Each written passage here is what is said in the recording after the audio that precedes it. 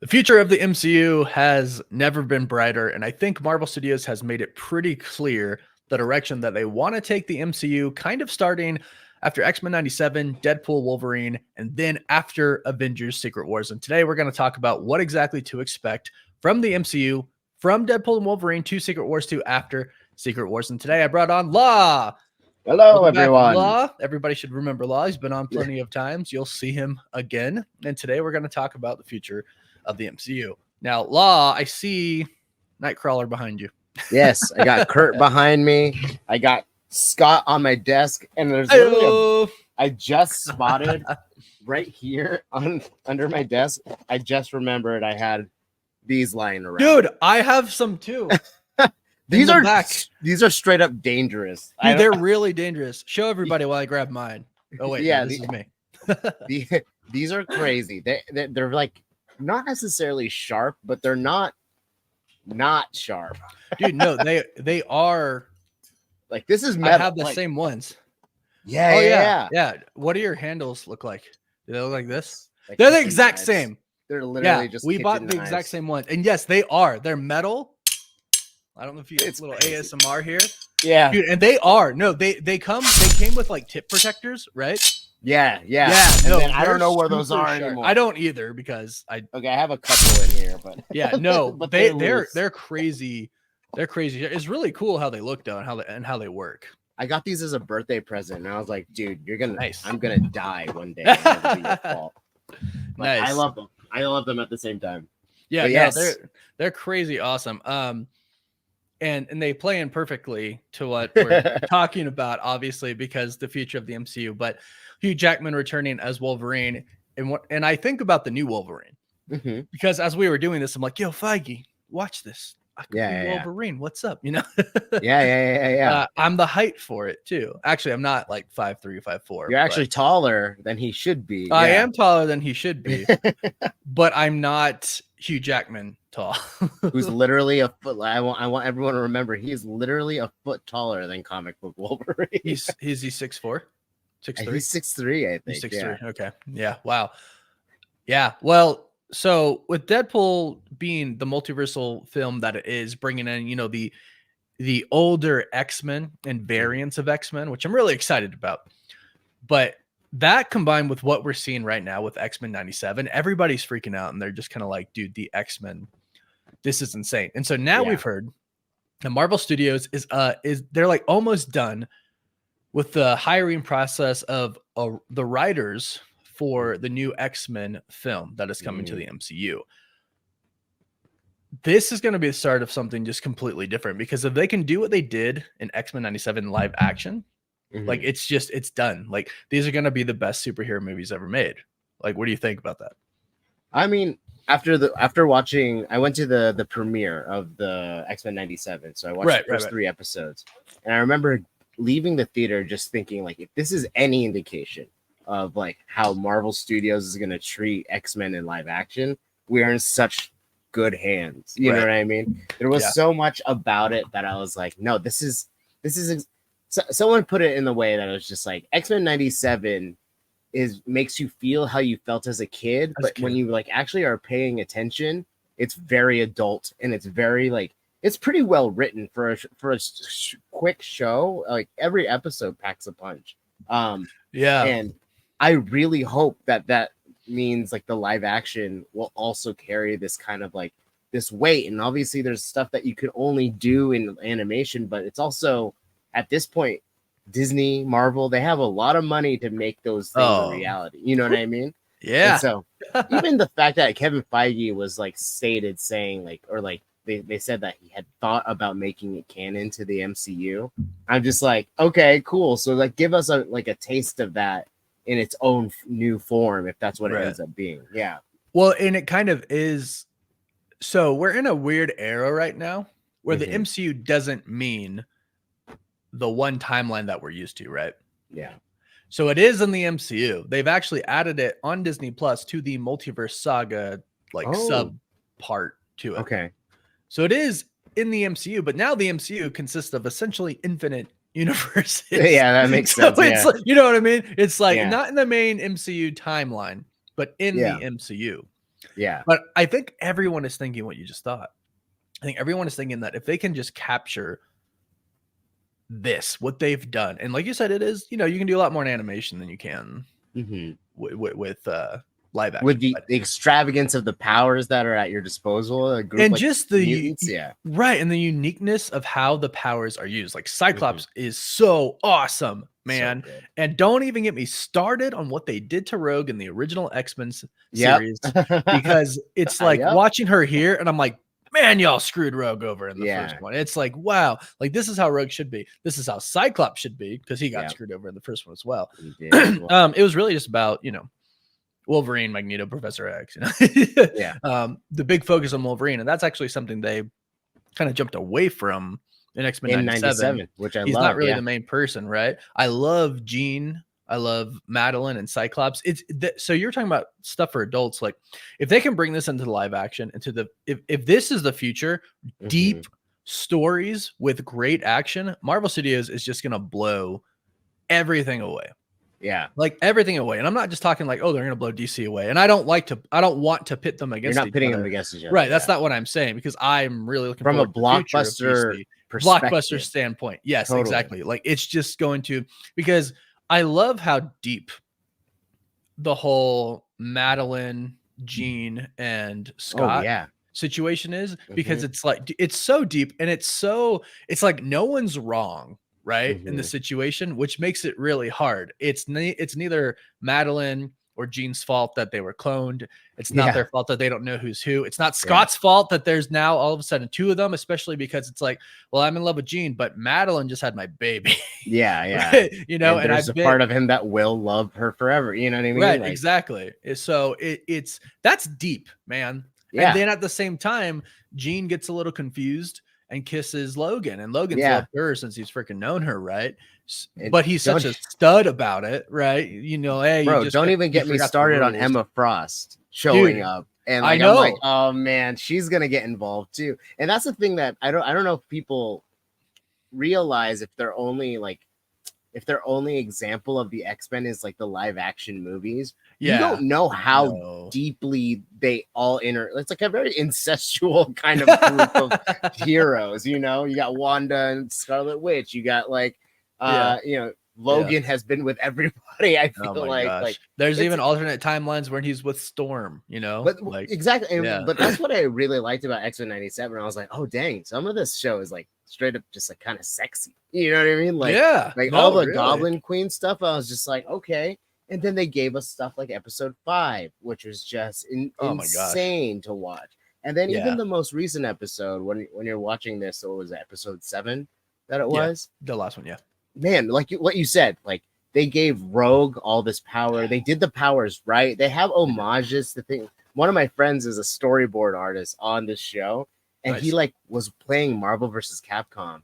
So like the spin kick that Rogue does, he pulled that straight from the game. Dude, and it's also like it's also I've seen a lot of people like comparing the two of them, like like that's exactly screen, right, like a clip on top, a clip on bottom, like Capcom or whatever, you know, Marvel vs. Capcom, all that stuff. It's crazy. But that's what I like, is that the people behind this show are legitimately fans who grew up with X-Men. And then, you know, I saw his setup. He was drawing, but next to his like drawing easel, he had a gaming cabinet and would play and watch. And that's why Cyclops like moves concussively with his powers in this. It's like, I love that they gave it that detail. And so if the MCU follows suit, that sounds like a win to me. Well, it sounds like, first of all, I agree with you, and that's really awesome to know. That is actually really cool, because I can tell. I was like, some of these mechanics seem like I have the game right behind me. Like yeah. Like I literally have it. Like this says Marvel. This is like X-Men. This is like X-Men. Marvel superheroes versus Street Fighter, X-Men versus Street Fighter, Marvel versus Capcom, Marvel superheroes War of the Gems. Plus, there's a lot more on there that aren't advertised. Like I play them, right? It's not just there. Like I actually play them, and I played them as a kid. Yeah, totally. So my dad owned a skate park when I was a kid. This was when I was like 10, 11, 12. I think from like 10 to 12, and a bunch of games like were in there. Like Galaga, I'm insanely good at Galaga, but I'm really good at the games like this too. But I digress. Going back to caring, I think this was the biggest thing for X-Men 97 and Deadpool, because clearly Ryan Reynolds just put so much love into Deadpool. Totally.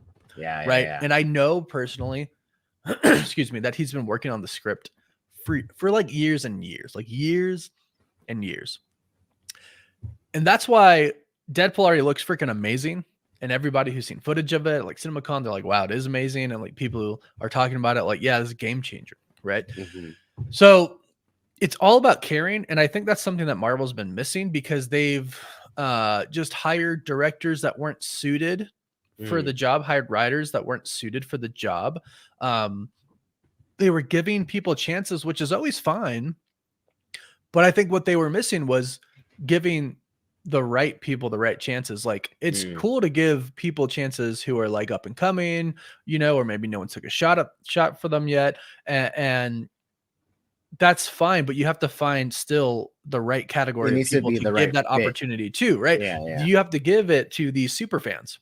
You have to give it to the people who are actually going to care, right? And that's kind of the problem, I think, sometimes. Like, I think people didn't like the Eternals so much because it didn't feel like a Marvel movie, right? It felt like they were trying to make this big cinematic masterpiece that people, it almost felt like they were trying to make something that people could be like, oh wow, Marvel really is almost cinema, like, right? You know what I mean? Like award bait, but a super movie, something like that, right? Yeah. And I actually found the Eternals to be a lovely movie. Like, I didn't mind it at all. Definitely didn't hate it. I thought it was good. Not great, but good. But in my mind, I'm like, you know what? You are Marvel. Just embrace it. Like, just make Marvel movies. That's what we like. And hire the people who want to geek out about the characters that they're going to be writing and directing. Right. Like, I think that's why it's a good idea that they got like Dustin Daniel Cretton back for, you know, Shang-Chi 2 and stuff like that. Cause it's like, do what works, guys. Like, you can take chances on people, but make sure they really care. And I think the best part about this all is that Marvel's realized this. I think they've realized this. And even Bob Iger seems to be doing good things with Kevin Feige. Excuse me. And I think it's a really good sign. And I think after X-Men 97 has released now, and the Deadpool trailer and stuff, and after Deadpool releases, and I just already know Deadpool's going to crush it, right? $1 billion movie. Who knows? But I'm pretty sure it's going to hit $1 billion. And I'm pretty sure fans are going to love it. And I think after that, they're going to realize, oh, this is what fans want. Right? You know, it's not just about cameos. It's not just about the action, but it's about actually really the story and the individuality of certain characters. Right. Who are the characters, diving deep into their story? Because that's kind of the thing. Like, the thing with Wolverine is in X-Men 97 is like, everybody pretty much knows who Wolverine is, and everybody pretty much knows that he is in love with Jean Grey. And really, besides that, those are really the only things that he kind of focused on, that they focused on for him. I mean, and besides that, he's not really in the spotlight, right? He's there fighting, and the action sequences were awesome. And I'm not an animated show fan, really, but it really is awesome. But then the times where they do focus on him are those really deep underlying stories, right? That come with Wolverine, with Jean, right? With Scott. And the same thing goes for like Morph, right? It's pretty deep when they're like, oh yeah, I can show you where Mr. Sinister is because he freaking experimented on me, right? It's it's not something light. And that's kind of how it is for, you know, and Storm, you know, like losing her powers, all this stuff. Like, they're doing a really good job. And this is something that I feel like has just been missing in a lot of movies, just in general. They did a really good job of making us really care and invest in these characters. Whereas like Rebel Moon, there's so many characters that like, isn't there like a scene in the second one where it's like they literally sit down and like almost introduce who everybody is? It's a scene that should have been in the first part, because they literally sit down around the table and said, like, if we're going to work together, we need to all know each other's backstories. Who's right. It's like, go down. Oh no. Right. And you can't do that, right? Like, you want to do that because you're not going to care. Or that's not how you come to care about characters. No. I think also, just to your point, when the MCU started, there was a really big like there was an excitement over it being like, oh, Winter Soldier's like a spy espionage film. Thor is kind of this fantasy realm thing. Ant-Man's a heist film. Like it had like the uniqueness of each character kind of owning a genre in a way. But then that all kind of blended in together as things crisscrossed, right? And then I think we've talked about this on the podcast before, but it's like we all knew that Marvel was going to have to get a little weird, especially during the multiverse saga. Like we all saw it coming, right? Eternals was a big part of that, being like, oh, it's going to get cosmic and weird, and like the concepts are going to be bigger and not just about superheroes in New York. You know what I mean? And then, but I think exactly what you're saying is like, now that we've gotten through kind of like, because that's a big picture thing to set up. And now it's like, okay, now that we know how the multiverse works, who do we bring in from where? Like, how do we, and it's exactly what you said, like focus on the character, find a good person at the helm to write it and to also direct, to just like the understand and care about the history of the character. Because I think that comic book fans want that more than anything, is like a pretty good adaptation, maybe not direct adaptation, but a pretty good adaptation that's still exciting in some way. And that's why like the X-Men 97, not to keep bringing it up, but that's why it works so well. It's perfect. It's like, man, these are comic book storylines kind of just adapted to a smaller section. Like we're like, spoiler alert, we're like talking about Bastion, which is like, if you know Bastion's backstory, it's like, fuck, this is like deep lore now. You know what I mean? Like, and so I'm excited for it. But you're exactly right though. Like we need to like, it's kind of like just finding those like it's like specialty projects. That's how we should be treating it. Like Werewolf by Night, everything needs to be special. Yeah. That is the thing that I've been noticing that Marvel Studios has been working to do lately, and that is why they were so successful before, because each time we got a movie from Marvel, it was a big special event. Right? You couldn't wait to see the next one.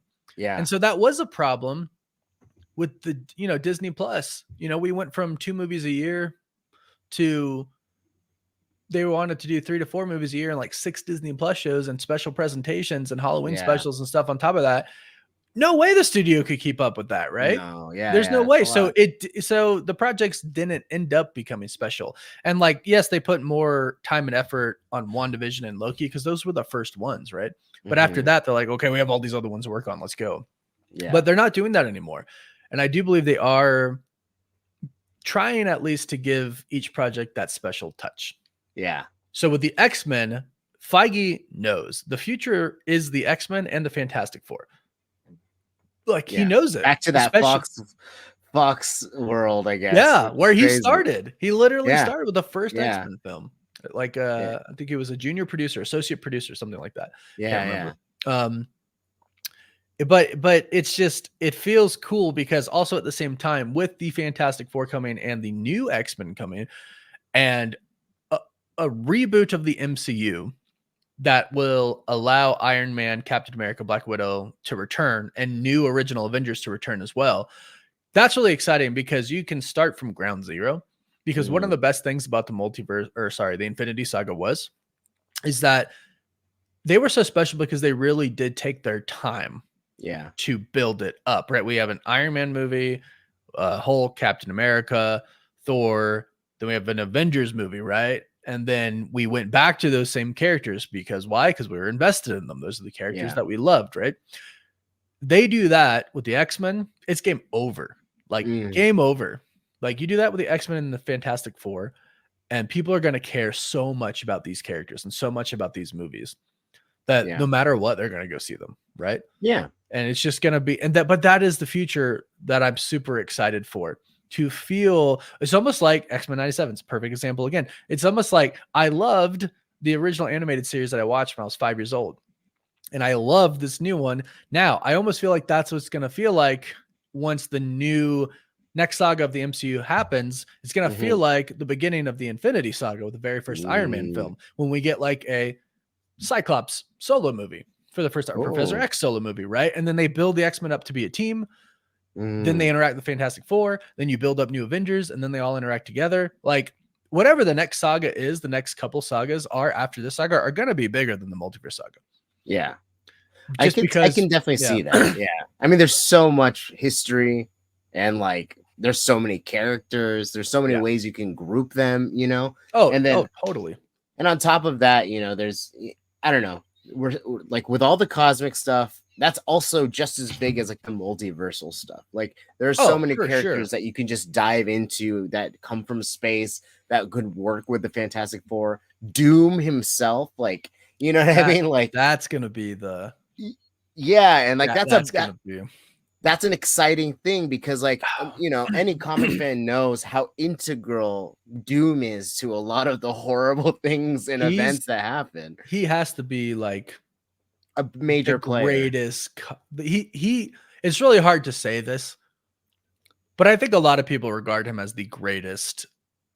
I mean, Marvel villain of all time. He's like so resilient and like he does like the little, you know, the little threats and then world universe ending threats. You know what I mean? Like I don't disagree with that statement. He may not be the first one to come to mind, but then as soon as he's brought up in conversation, you're like, yeah, Doom is like the big bad. He's got to be top 5 always, though.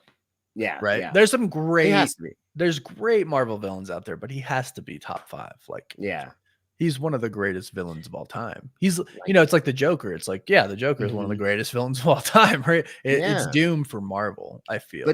But to your point, though, like seeing Doom and Reed and like that relationship, I want to see that. I would love to see. I want to see them go to college together. Yeah, I want to see a lot. You know, like, and I'm so curious about like the setting of Fantastic Four, and how it's gonna mix in with like all the mutant storylines. And I don't know if it doesn't feel that far away anymore. And I feel like as like a comic book fan turned, you know, comic book movie fan as well, like growing up, we've seen so many different iterations of these stories. And then the MCU has been going on for so long that like, you know, as a kid, I would have never dreamed of getting like this many Spider-Man movies or like like a live action, anything, you know what I mean? And then now I feel like I've been so blessed to have all of this history and then to kind of get it right. Cause like Deadpool just in general, they nailed like that kind of like energy of the comics and like the fun of it all. And so I'm like, when now that like the MCU is kind of perfected, like what a good superhero film looks like, that makes me so excited for like whatever is past like Secret Wars and whatnot. You know what I mean?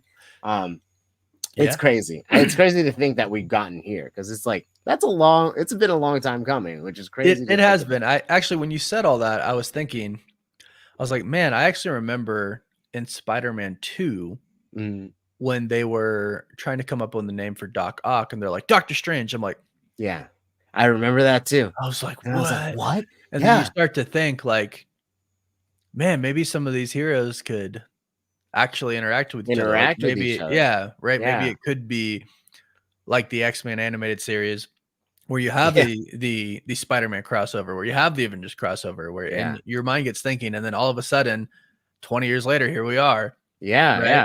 And but back to that point, and back to the point of really our entire subject today. Right now, the multiverse saga of Secret Wars, it is going to be fantastic. Yeah. But and it's fantastic in its own separate way that it's old original Fox characters, X-Men, but then building new X-Men up or like doing a first class storyline, right? With the first X-Men team, with Scott, Jean, Iceman, I would love that, to be Angel, honest. Beast. Yeah, I mean, you know. And then, you know, building those individual characters up or building those stories up to eventually form the X-Men. Like, you don't even have to call the first movie X-Men, you call it First Class, right? Yeah. And then you build it up to eventually what we know now, building it up with the Fantastic Four, building it up with a new Avengers team, and then having them come together, all being from the same universe, going to fight a cosmic threat, right? Like, that's the future that's why I say the next saga, next 2, because I don't know how long that's all going to take. Totally. Is going to be better than what we're doing now. Don't get me wrong. This is going to be super special. And I almost feel like it's going to be more nostalgic and heartfelt because of all the cameos from, the OGs and stuff like that. Like they're going to be, I shouldn't even say one's better, but they're going to hit differently.